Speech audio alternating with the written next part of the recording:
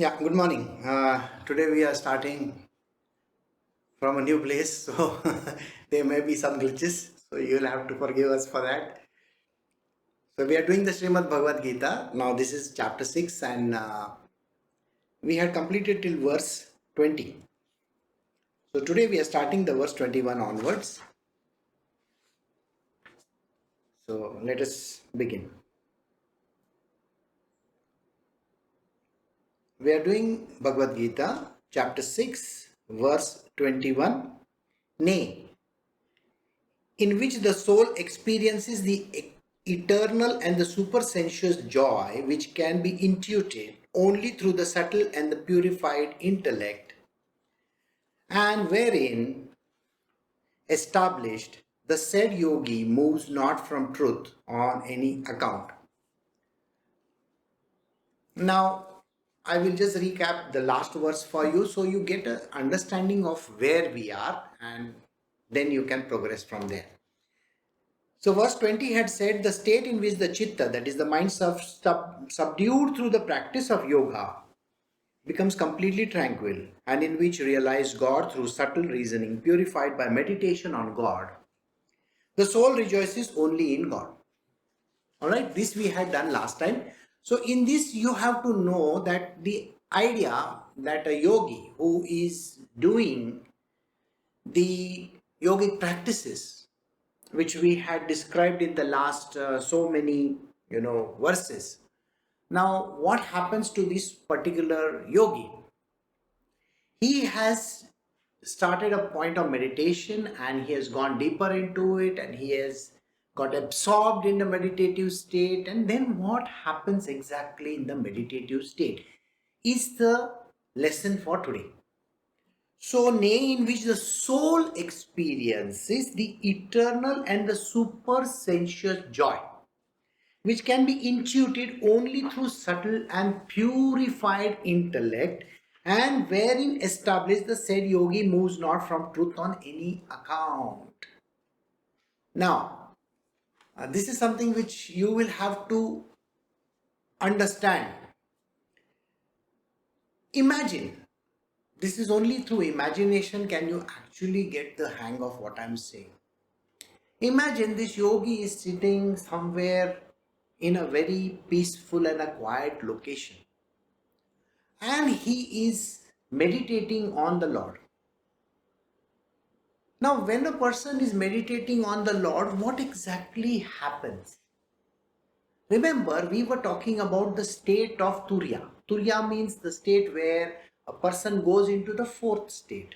That is the first three, as you know very well, are the waking state, the dream state, and the deep sleep state. And after the deep sleep comes the Turiya state. Now, what would be the Turiya state? The idea that I am the body doesn't exist. The idea that I live in this body, that I am this body, my name is so and so, this entire idea, the concept which a person has, doesn't exist anymore. Now, let us say, as an example, if you are a prince of a state. Now, there is a very big country and a state, and you are the prince of that. Now, imagine you are going somewhere. All right, and one day while you are maybe in the high seas or maybe in some trekking expedition, you're going alone. I'm just think like that. You're going alone, you are caught by some pirates or robbers or somebody like that, and they take even the last piece of garment which is there on you. You're not left with anything. Imagine this state. Now, how can you tell whom, anybody around, who you are or what you are? They will look at your appearance and they'll say, ha, this fellow is telling lies. It cannot be. Think like that. So here we are talking about a material worldly person who is doing something like this. Okay?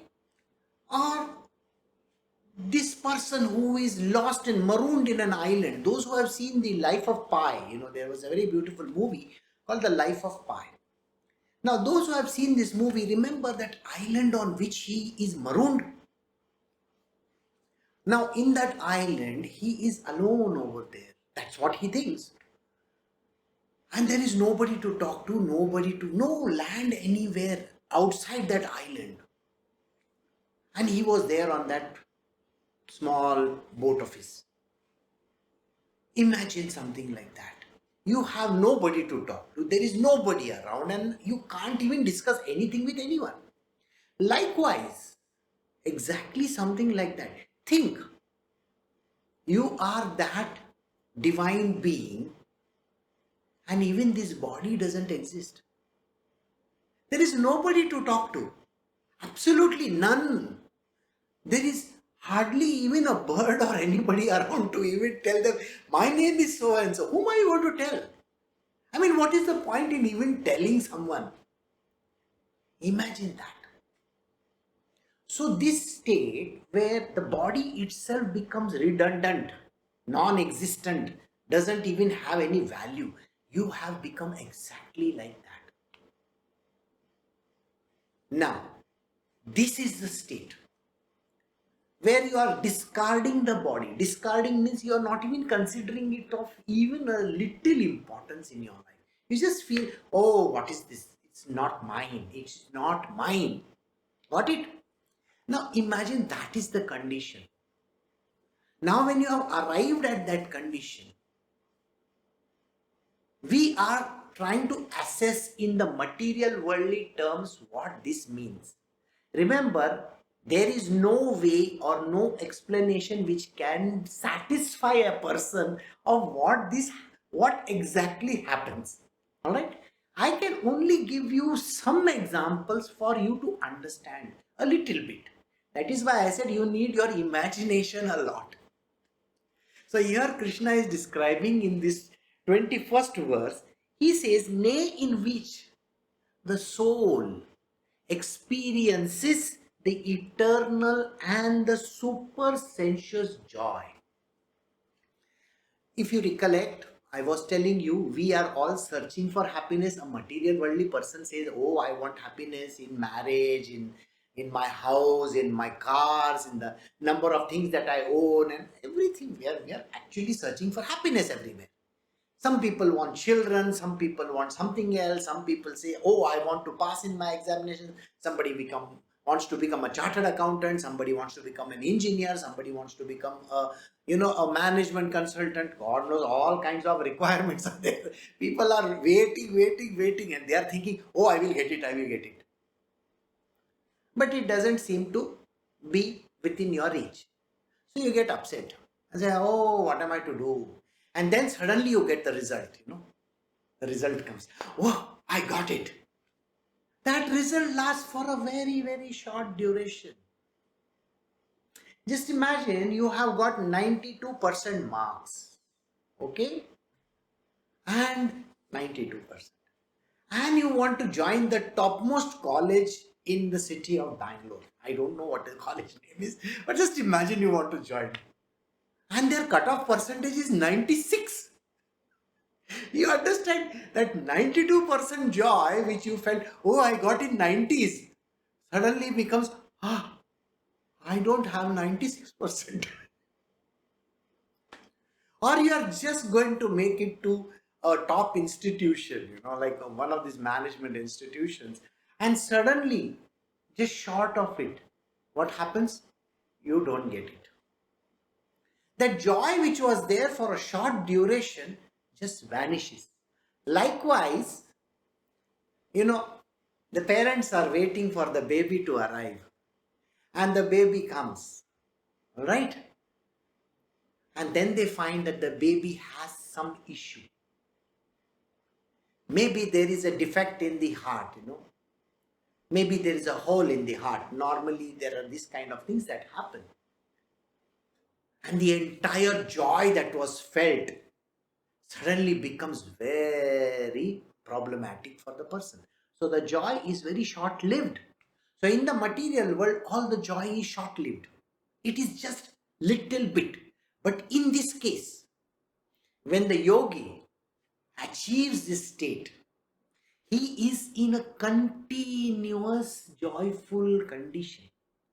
Now, this joyful condition, like I said last time, has nothing to do with the hilarious thing or the, happiness or the ha ha ha, those kind of things. No, no, no, no, no, nothing like that. It simply translates into an equanimity, state of equanimity. Nothing disturbs him, neither good nor bad. Somebody says something, doesn't matter. Somebody doesn't say anything, doesn't matter. That person is in a state of complete stillness and equanimity. That is joyful state. That is that blissful condition. The third word over there, Sat Chit Ananda, the Ananda state is that. It's a very blissful state. No disturbance, neither here nor there. And then he says, the soul experiences the eternal and the super sensuous joy. Now, the sensuous joy. What is this sensuous joy? Now, sensuous joy means, we always think in terms of sensibilities, like, oh, the taste which is there on the tongue, it should last for a very long time. Now, you are gone to Calcutta and you are eating all those beautiful sweets over there. The kind of thing that you will say, wow, look at the sweets. You stand in the shop and you look at all the beautiful sweets. Ganguram, I am going to eat this. I did this. I love this. And then you have one piece.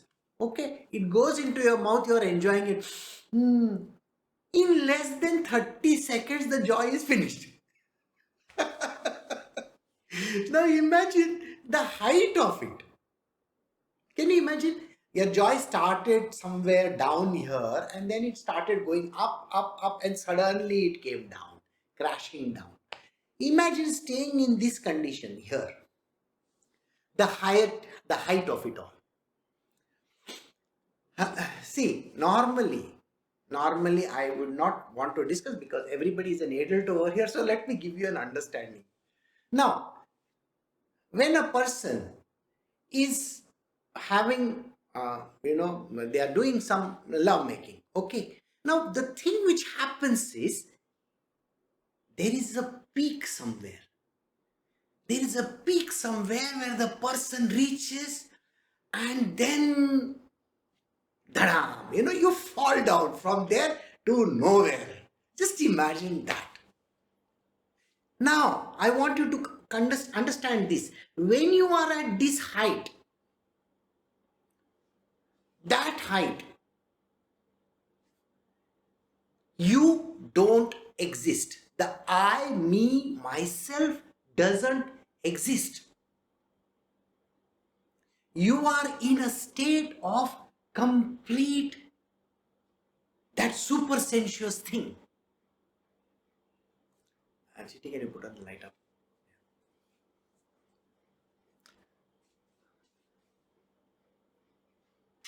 Yeah, there's no point otherwise. Otherwise, you will get a black screen.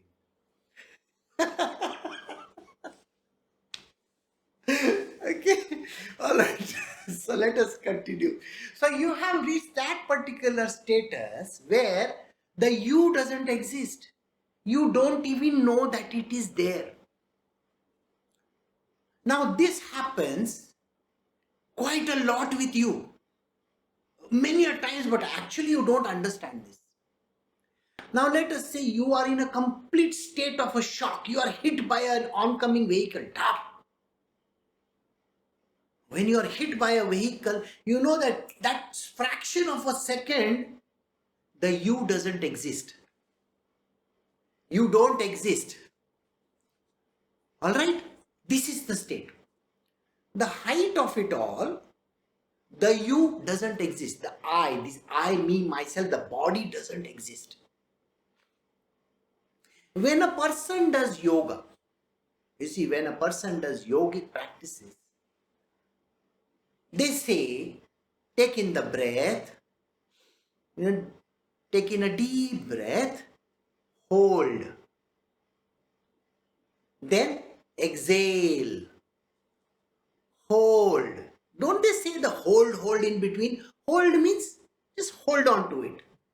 It is a state where we are artificially trying to achieve that status.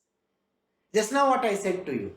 The status where you have to become nothing. The body doesn't exist. That is called like a kumbhaka, a state of a kumbhaka, a pot. Like they say, a pot. Now you have to retain that state for as long as possible. Is it possible? For a normal human being, out of question. Those who try the yoga, all kinds of yogic activity, those who do pranayama, yoga asanas and all that, they can try for some time.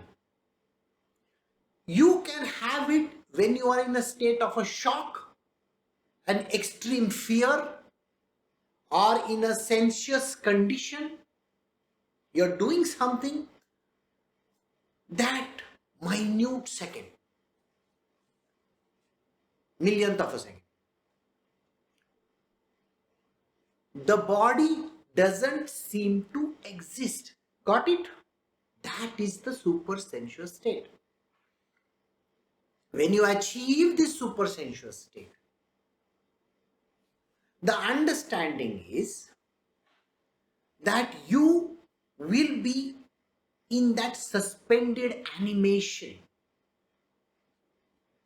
Suspended animation. Now you have to stretch that state. Stretch it, stretch it, stretch it, stretch it. Can you be in an animated state in that? Now instead of that millionth of a second to 1 second, to make it more, make it more, make it more, make it more, make it more. Now imagine you exist in that pot state, which is the kumbhaka state, for a very long duration of time.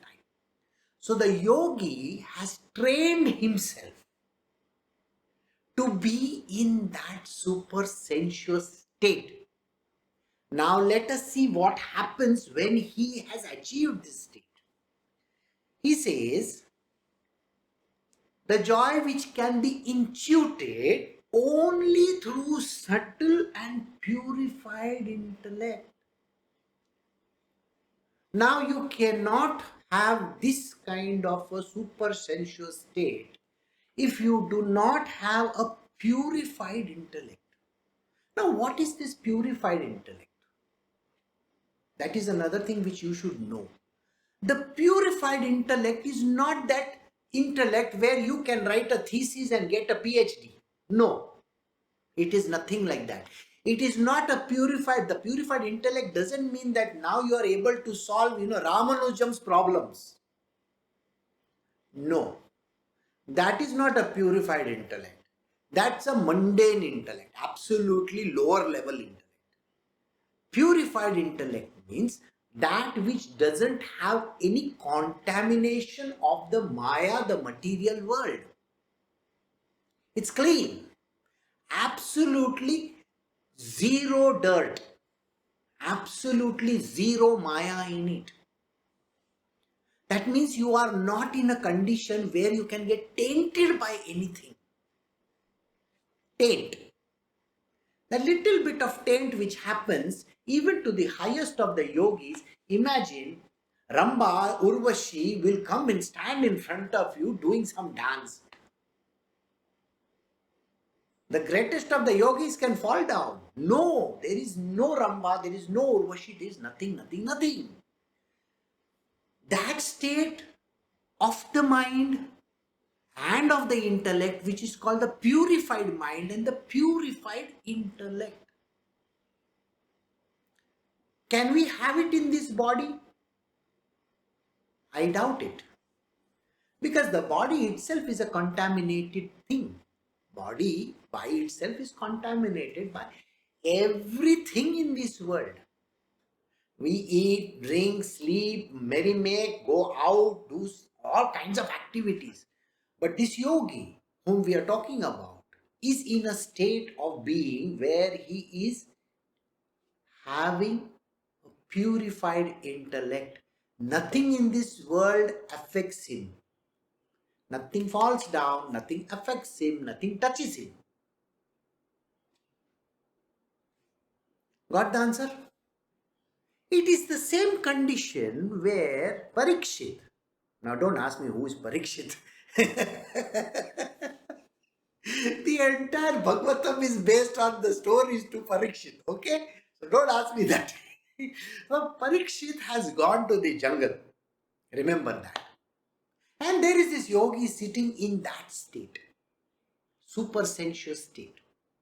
Now this yogi is lost completely. Now when this yogi is lost, what happens to him? Nothing. The material world doesn't touch him. So when Parikshit is speaking to him, he doesn't answer because he is not there. He is not there. Body is there. You can see the body, but he is not there. So that is the super sensuous state. So Parikshit gets very angry. And he puts this snake around him, and goes away. Please imagine this kind of a condition. How difficult it is for a normal person to actually realize what the problem is. Got it? And this is the understanding we need to have.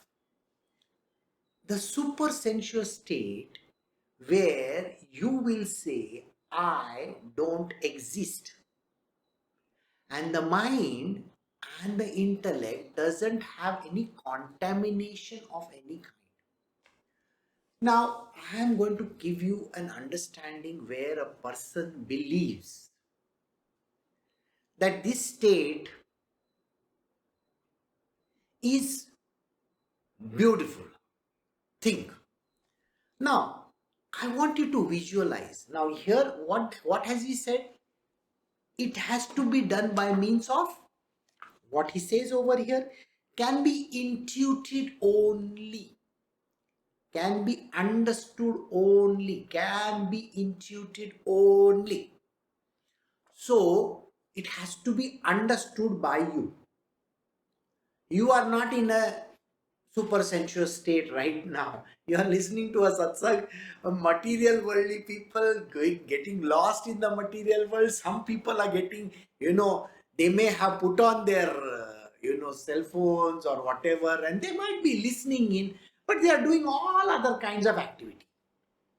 They are looking around, they are paying attention to what is happening. Some people are just walking, putting it in their ears and doing whatever that is required. You are still doing material worldly jobs. You're still there, out there somewhere. But in the super sensuous state, which is where you have a purified mind and an intellect, the you doesn't exist. There is nothing around you. So you got to visualize. Now imagine you have thought of a heaven. In your normal life, you have thought of a heaven. And in that heaven, you were thinking that there is a Mahavishnu form that you wish to see. You wish to see the Mahavishnu form. You can see the Lakshmi at his feet. You can see all the gods and the goddesses behind. You can see Narada standing in front and every other creature around him. Or you might be thinking of Shivji sitting in Kailasha with his wife next to him. His son is playing around somewhere. There are very beautiful creatures around him. There is Nandi. There are everything around him. It's like that. Think like that. Now this is what your visualization skills have attempted when you are a normal person.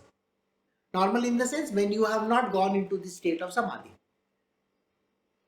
In this super sensuous state, if you wish to go to Indralok, if you wish to go to Kailash, if you wish to go to even wherever, any of those heavens that we are talking about, you can do that. You can meet the Mahavishnu form also. You can meet Lakshmi. You can meet Narada. You can meet Adishesh also. Yes, of course, whatever you want to do, you can do. It's an intuitive form. It's an intuitive way. So there is actually nothing like that But whatever is your dream kind of a stuff, whatever is the ultimate that you can think of, it is possible to achieve that kind of a status.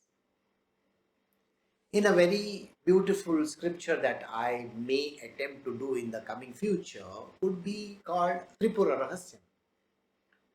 It's called Tripura Rahasyam, where it's called the secret of the three states. There is this yogi who has been sitting there for 10,000 years. 10,000 years. Now his son is next to him. So that when the king approaches this person, king means, I think the prime minister approaches this person, tries to wake him up, he doesn't. So the son comes over there and says, don't wake up my father. My father is in a very deep state of samadhi.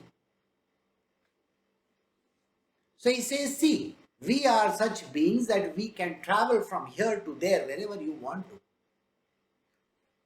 So he says, would you like to enter this mountain? So next to them is a very huge mountain. He says, would you like to enter this mountain? He says, how can I enter the mountain? The mountain is solid rock. He says, no, there is a world inside that mountain. And then he catches hold of his hand and he says, come with me. And he leaves his body near a rock over there, the physical body. And in that subtle body, he enters this world of that mountain. And when he enters that domain of the mountain, he sees that there are these different worlds over there, that there is an earth over there. There is a Brahma, there is a Vishnu, there is a Shiva over there also. Now remember, outside the mountain there is another world, inside the mountain there is another world. And in that world there are so many Brahmajis, there are so many Shivas, there are so many Vishnus. And he is able to enter the mountain and he takes a round of that whole place, goes to all the places over there, and then after some time he says to the son of that yogi, the Rishi Muni, says, I would like to go out of this mountain. So he says, fine, and then they come out. And when they come out, he sees his body is lying over there and he says, you can enter your body. So he enters the body, but thousands of years have gone by. Now when you think about these kind of things, they sound like mythical kind of stories. How is it possible? We all believe that these kind of things are not possible. But that is the reason why you have to attempt this thing. The idea that you have to become that kind of a yogi to achieve this super sensuous state. So the story that I told you is from Tripura Rahasyam. And it is possible to do this kind of a thing.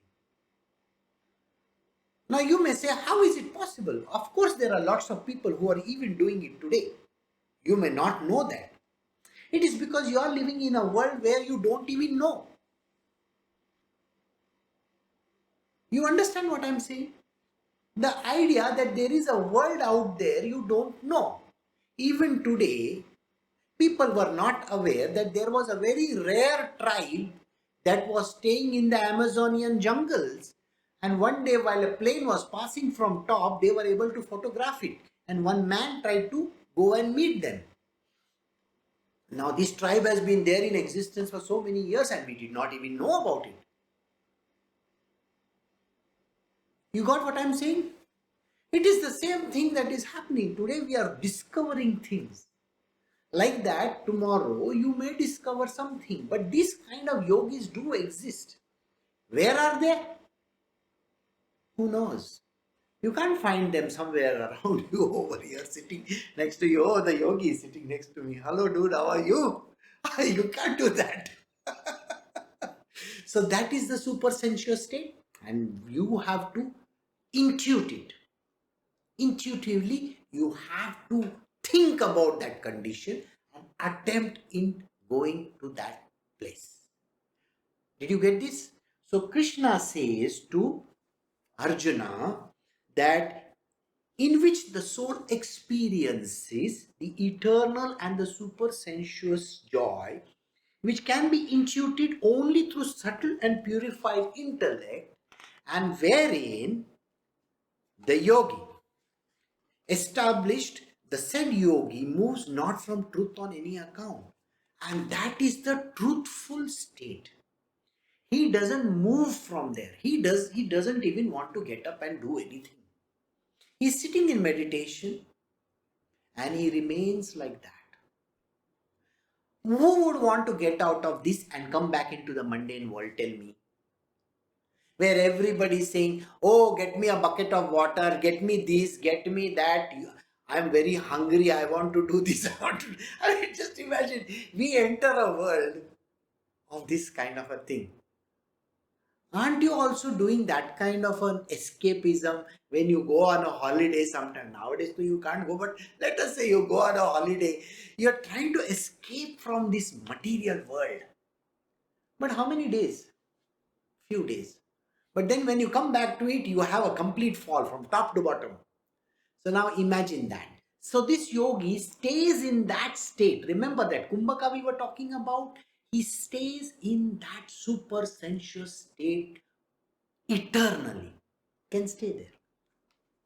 So we move to the next verse now.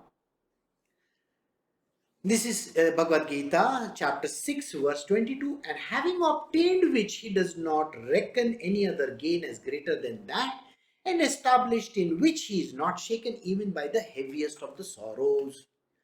So this yogi, who has attained that super sensuous state, the highest state, has got a purified mind and intellect. There is no contamination of Maya anywhere. He doesn't think, where is the money to buy stuff? I am very hungry, I want to eat. I am very thirsty, I want to drink water. I don't have any clothes. He doesn't have any of these contaminations. Imagine that state. And when you imagine that state where no money, no clothes, they say roti, kapda, makan. Roti means food. Kapda means clothes. Makan means a house. An average human being requires these three things. Money, the criteria for living in this world. The wheels on which the whole world works and moves around. This yogi has nothing to do with it. Imagine that. He doesn't care whether he has money. He doesn't care whether he has clothes to wear. He doesn't care whether he has a house to stay. He doesn't even bother himself about anything. That is the condition which this yogi is in. Now, here I will give you one small explanation again. Now, when I keep on saying yogi, yogi, yogi, yogi, yogi, doesn't mean that he is some Babaji with orange color clothes or maybe no clothes or something like that, sitting in some God-forsaken place. Again, do you remember me telling you sitting on the kusa grass and all that kind of thing? No, nothing like that. These yogis can exist even where you are. They may be living as an ordinary person next to you. They're just staying there. They do not have any requirements of any sort. They are always in that super sensuous state, always lost completely. They may appear like a human being, who is eating, drinking, nothing. This person is not even there. He may be eating a rasgulla, a sweet, and doesn't even matter to him. Okay, you give him cow dung to eat, he will be eating the cow dung in the same way as the rasgulla. And it doesn't matter to him. He has no clue what he is eating also. If he doesn't eat also, doesn't matter. Got this understanding? So this person could be living in the city, could be living amongst you, and yet you may not even understand that this person lives in a super sensuous state. And his way, and because there is actually no mind status. No mind. His mind is purified. Purified mind. Intellect is purified. There is no contamination. Nothing in the world touches him. Nothing, nothing. There is nothing touching him. He is, they call it pak. Pure. Absolutely pure. And this person may be living in the gutters also. He may be staying somewhere as a homeless person also, for all you know. And he's there. So don't be under the impression that these kind of people will be found only in the Himalayas or such kind of strange locations. No, they can be wherever they want to be. So Krishna says over here, having obtained which he does not reckon any other great gain as greater than that. That means this Satchidananda state, the state of endless happiness, endless, eternal happiness and joy, blissful state. He has attained that and is established in it and is constantly in that only. He doesn't move from there.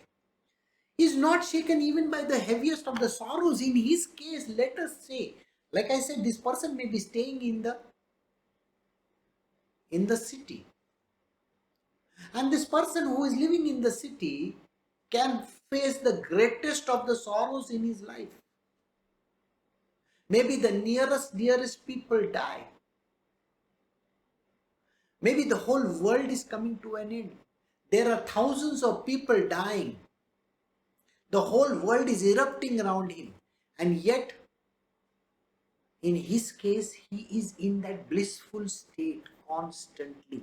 Such a condition this person is in. No mind, purified intellect. Not the normal intellect. The normal intellect can work in the material world. Okay? This is not something which a person has a high IQ or something. Got the point? It's a very, very purified intellect which only knows about the divine. So he is not willing to move out of that state even in the greatest of the sorrows. We move to verse 23, Bhagavad Gita, chapter 6, verse 23. That state called yoga, which is free from the contact of sorrow, should be known. Nay, this yoga should be resolutely practiced with an unwearied mind. Now, the yoga means union with God. Alright? What God are we talking about? You are the God yourself, isn't it? With a purified intellect and a purified mind, you don't even know about the body's existence. So you are one with the divine. When you are one with the divine, you are the divine itself. There is no other divinity around you. You are the one. The state of Brahma is achieved. And that is the yoga which we are talking about. That should be your ultimate goal. To live in this world, you need some goals in life, isn't it? That is the ultimate goal where you are one with the divine, period. There is nothing beyond that. And you are constantly in the state of eternal bliss, Sat Chit Ananda state. You are living in that beautiful, blissful, unending, happy state. That should be your ultimate goal. Krishna is telling Arjuna over here that state called yoga, which is free from the contact of sorrow. There are no sorrows in that condition. There is no pain. There is nothing which can disturb you. That condition, it's a sorrowless condition. There is nothing there. There is no Maya around to entice you. And because there is no Maya to entice you, you have nothing to bother yourself about. So he says if you have entered that particular state of yoga, you should know it. Nay, this yoga should be resolutely practiced with an unwearied mind. You got to keep on practicing it. Now, practicing means what? See, practicing, let us say you are doing a football practice. You know, when you are doing a football practice, you keep on dribbling here and there, here and there, here and there, here and there. Now, if you are doing it alone, it is not called a practice. If you are doing it with some 3-4 people, with a team of yours, and they have to oppose you, got it? There has to be an opposition. Otherwise, what is the point?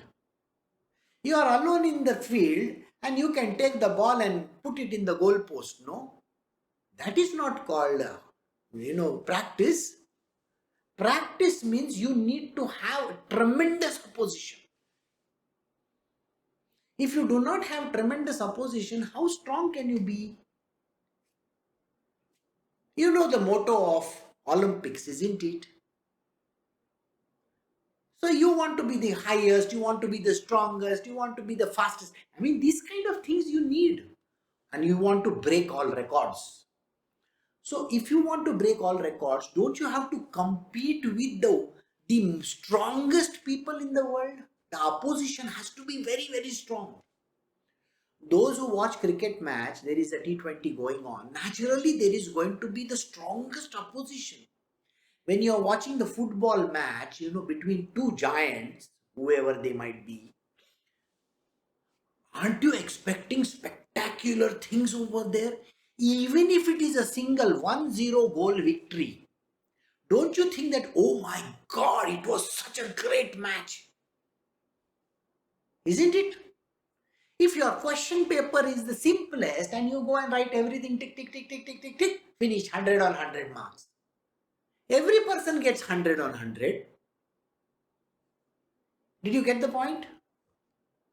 If every woman is beautiful, the same way, the same block that they are coming from, and every guy looks like a Hrithik Roshan, imagine that. Every woman looks like Aishwarya Rai and every guy looks like Hrithik Roshan.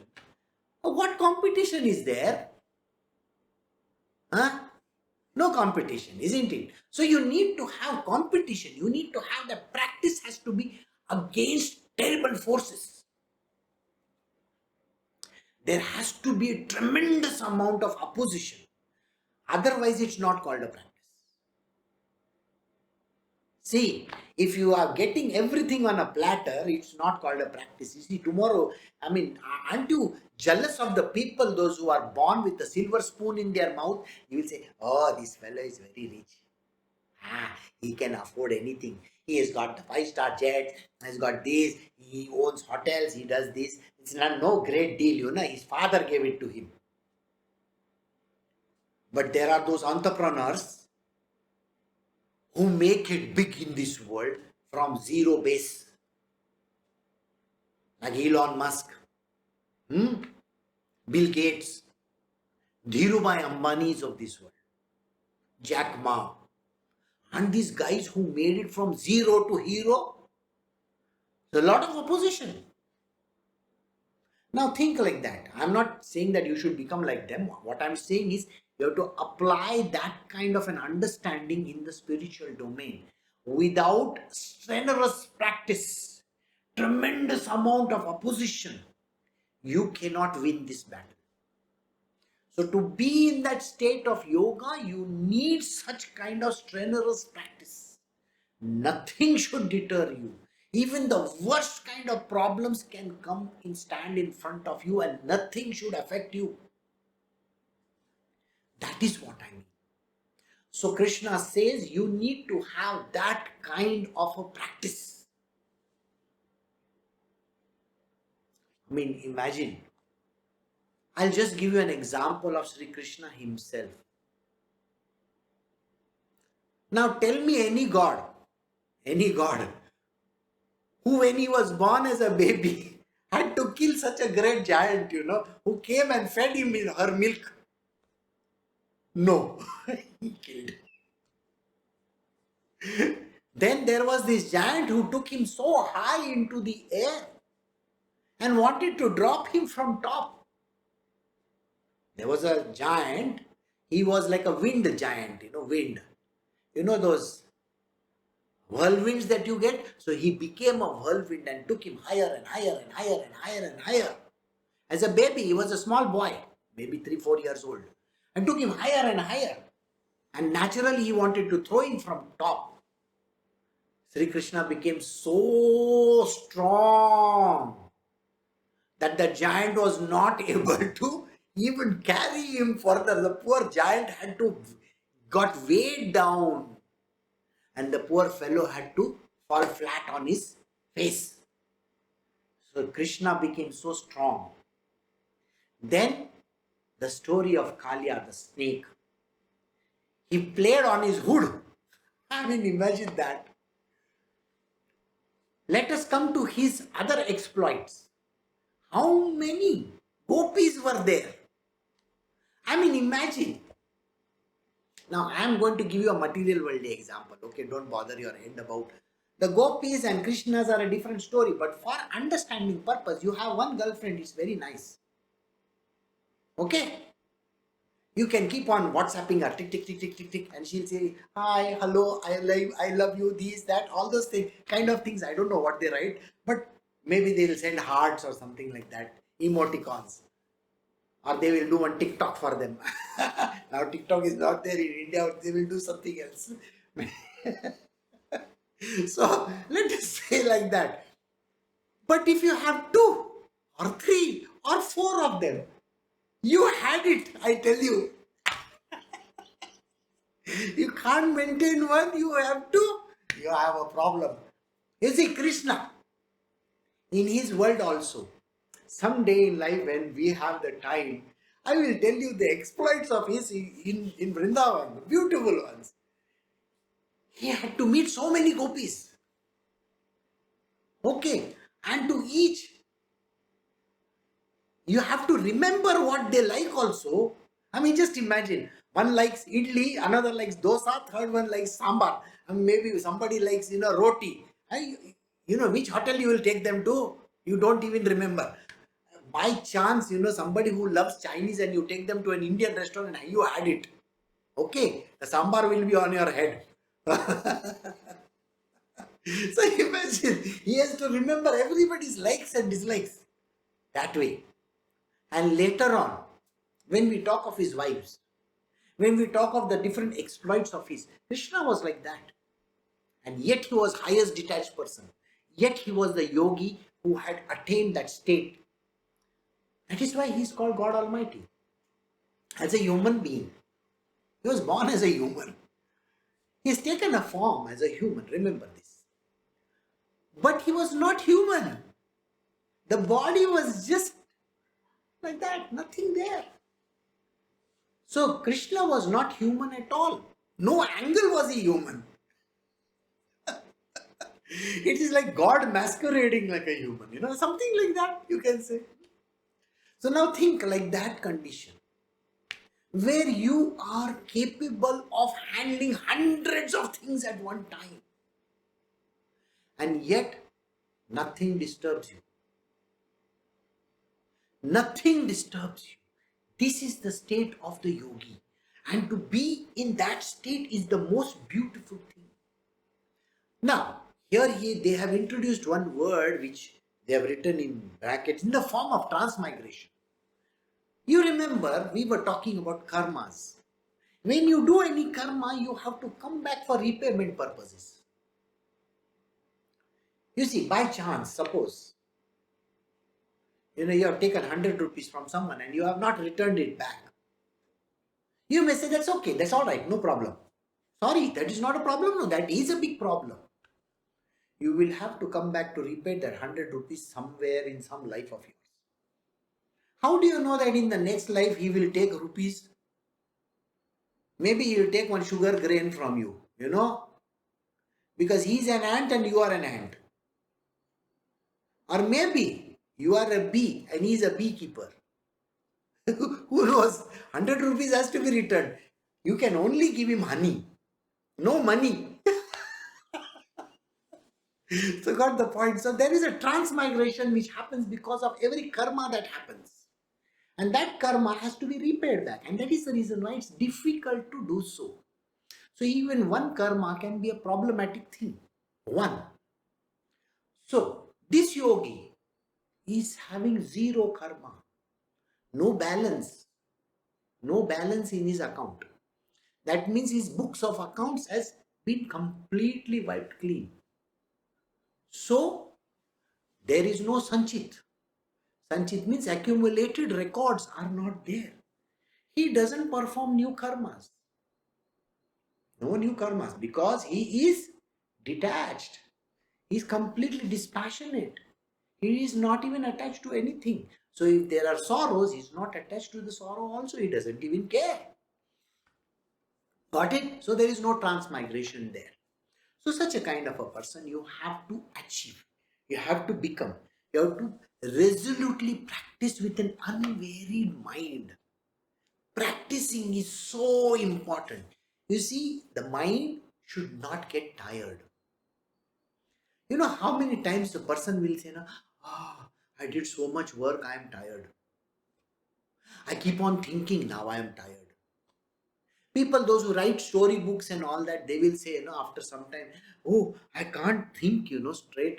I have to take at least a drink or something like that. Maybe I'll go and smoke outside. So that is how they are. Whereas this should be an unvaried mind. You should never be tired. You can't say, I am tired, I do this. No. This person is always literally at the highest peak constantly. If you wake up Krishna in the middle of the night, you think he's going to, don't disturb me. You think he's going to say like that? He will be ready for the show even then. That is the state of the yogi. And remember I said, there has to be a tremendous opposition. Your mind has to throw so many responses to you, throw so many questions to you, and you should not get deterred by it. And that is the reason why you have to practice very, very diligently, resolutely. You should practice. So remember the practice. It's not a single man show. You're not scoring a goal by doing anything great. You are doing this because it is important to be done. And you got to have the opposition from all the sides. That means your mind has to be literally at, like that at you. Maybe pointing daggers at you like that. Okay. Now, next verse. We are doing Bhagavad Gita chapter 6 verse 24. Completely renouncing all desires arising from the sankalpas and fully restraining all senses from all sides by the mind. We'll do the next one also. Or should we? Okay, he should, through gradual practice, attain tranquility and fix the mind on God. To reasons controlled by steadfastness, he should not think of anything else. Though it's a big verse, actually there is a continuation in 26 and 27 also. But I think I will stop at 24, so I will do till 24. So completely renouncing all desires arising from sankalpas and fully restraining all the senses from all sides by the mind. The mind which is your enemy. Remember, the mind is your enemy, isn't it? Why? Because it keeps on throwing stories after stories after stories after stories. It keeps on telling you, this cannot be done, that cannot be done. But the same mind is a tool. Is the best tool in the world. This is the same mind which can create beautiful things for you for enlightenment purposes. Not just for the heck of it, not being in the material, I want to eat, so go and eat. I'm hungry. So no, the mind is not like that. The mind has to be used for fantastic purposes. That is the purpose. Use the mind, don't misuse it. Using the mind so that you can reach the ultimate destination, the status required by you. Which one? of attaining the state of yoga. Through this mind only we can attain. Remember, purified mind and purified intellect. With this purified mind, now what is he saying? Completely renouncing all desires. Don't have any desires at all. Human beings, we have desires. So many of them. You will have to think of what you want to eat, what you want to drink, what you want to live with, and where you want to go. Like today, if the desires are literally going out of hand, aren't they? You are cooped up at home. Most of the people are cooped up in one place, and you say, I want to go here, I want to do this, I want to do that. You can't do that. I was explaining to someone, I said, I want you to think for one moment in time how difficult the condition is. You are in a cell, in a jail. Okay? You have got a very tiny cell. Now, in that jail, you are going to be there for 1 year, 2 years, 3 years, or 4 years. Where is the place to walk? Nowhere. You can't open the gate and go out also. You are in that space, 6 feet space only. There is no bed also. There is no pillow also. There are no toilets there. Maybe there is a toilet, but kind of toilets that are there. Food you will get once in the morning, once in the evening. Imagine this state if you have to be put in. It's difficult. In the same way, imagine yourself. Recently there was a building crash. Or there is the mine which, everybody got trapped in the mine. If you're in a very tiny place and you're trapped over there for 2-3 days, just now only you will start feeling claustrophobic, isn't it? Or you're caught up in a lift and the lift doesn't move up, doesn't move down. Think like that. Or you're in a coffin, you're alive and yet you're in the coffin and you're buried 6 feet under. That kind of a condition. Do you know how difficult it is? Think like that. So here I am talking about that state. Now what is your desire at that point in time? If you are in the jail, you want to get out. If you are in the coffin, you want to get out. Isn't that what you want to do? Isn't that a desire to be alive? That is also the desire. Even that desire should not be there. Such a kind of a condition. So completely renouncing all desires, arising from sankalpas. These are worldly desires. And fully restraining all senses from all sides by the mind. The same mind you got to use and control this entire requirements of yours. I don't want anything. I want to become desireless. A state of being where nothing touches you. Not even the idea that I want to be alive. Not even that idea that I have to breathe. Not even the idea that I want to eat or drink or sleep or do anything. None of these ideas come to you. And that is done only when you are in that state of mind. Nothing disturbs this yogi. So when you are in the state of yoga, the oneness with the divine, you have merged with the divine, you have become one with it. You are in a state of yoga.